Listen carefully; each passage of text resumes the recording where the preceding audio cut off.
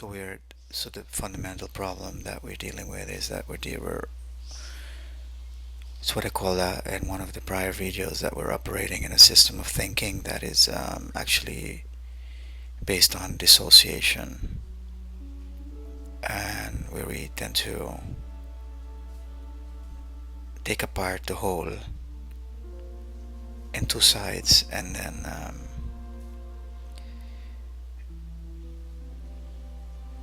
we get lost in over identifying with one side at the cost of the other, excluding the other. Um, After that,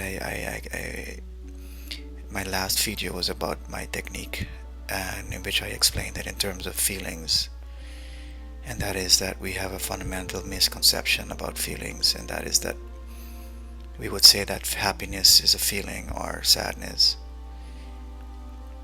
which misconception actually makes us, as it were, um, think we are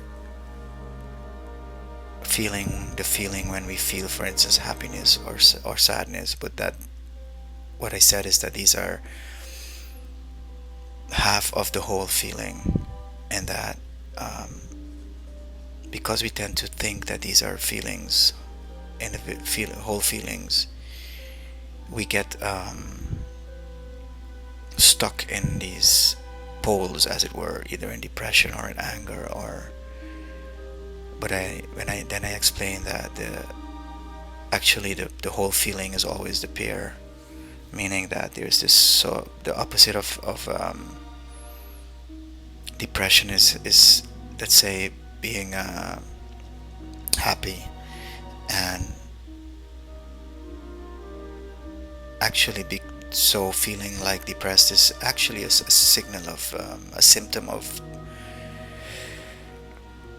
being out of balance, and that we could regain balance if we were to then look for the whole feeling, to look for the opposite, which would then be the happiness side, which is always there. But because we tend to dissociate and tend to over-identify with one side of the whole feeling, then we end up stuck in one pole. But the practice, so today what I wanted to talk about today is the practice, because I spoke last time about the technique and the practice, which is actually what one of part of what I lectured about last night at the university, was that, so the whole issue becomes, how do I find when I get stuck in one of the poles? Mind you, depression is like one of the poles, but it's also dangerous to be stuck in the opposite, which is happiness, because too much happiness, or what we would call manaya, is also a form of imbalance. So what we would call traditionally, these feelings are actually ways that we are out of balance, and the practice becomes how to find that opposite. For instance, we would have to I spoke last night about several ways we can find the opposite when we're stuck in one of the extremes, which is actually when we're out of balance. So, for instance, and I explained this, for instance, that I explained that the idea of the whole feeling being a pair of opposites, or a field of tension. Um, for instance, in terms of the person that is arrogant on top, but underneath inferior, insecure. But we also have, for instance, the happy depressive, which is on top happy but deep down crying. And so the whole point becomes then that for the happy depressive to connect to the depression, and for the arrogant person to connect to that other side, which is the inferiority, and that would create a sense of wholeness. And when we operate out of wholeness, then everything looks different. So the positive and the negative have to connect, and to get wholeness. So, for instance, I said I shared that one of the ways to do that.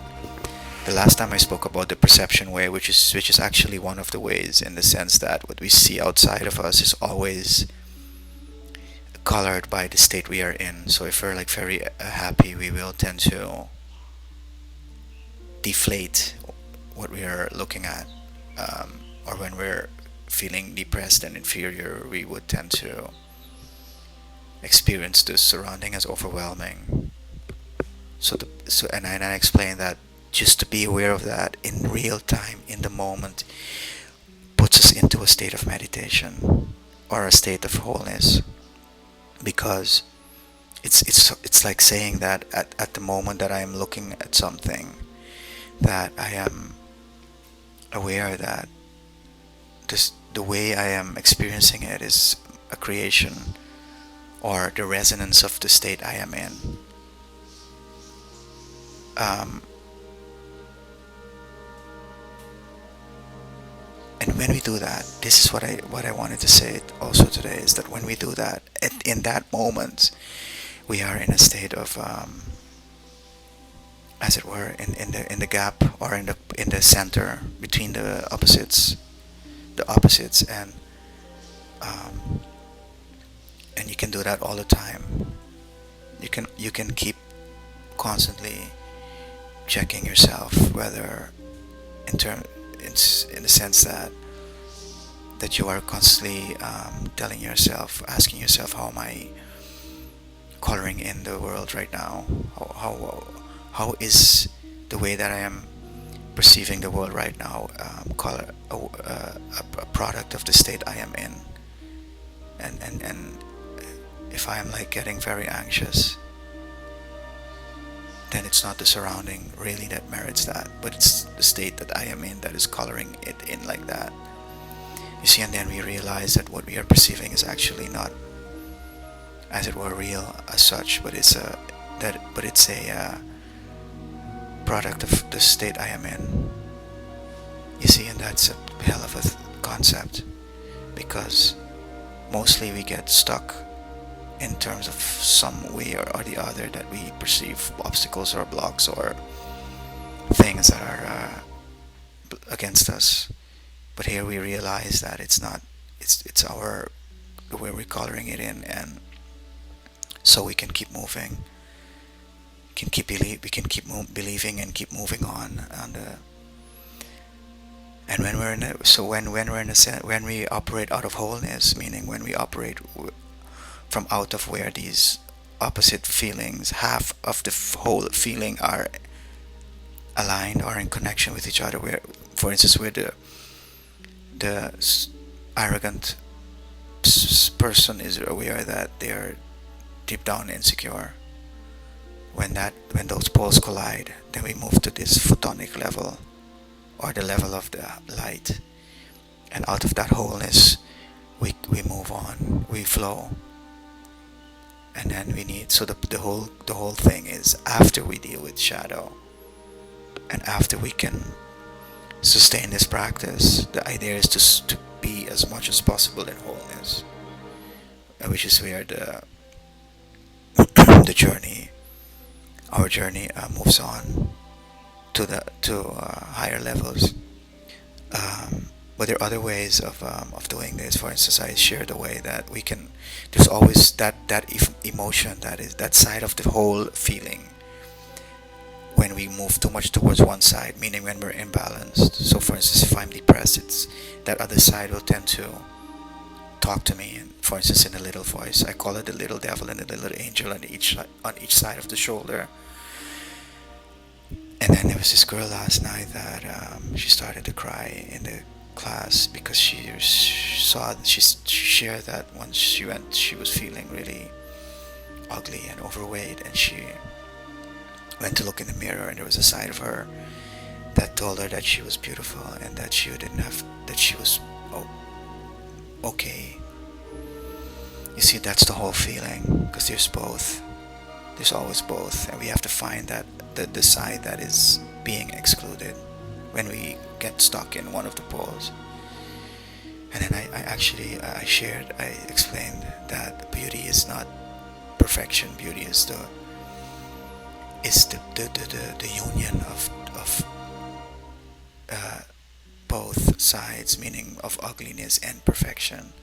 Of and so beauty is much profounder than that flat type of perfection that is being portrayed on television, and that often in your wounds and in your in defects lie the beauty.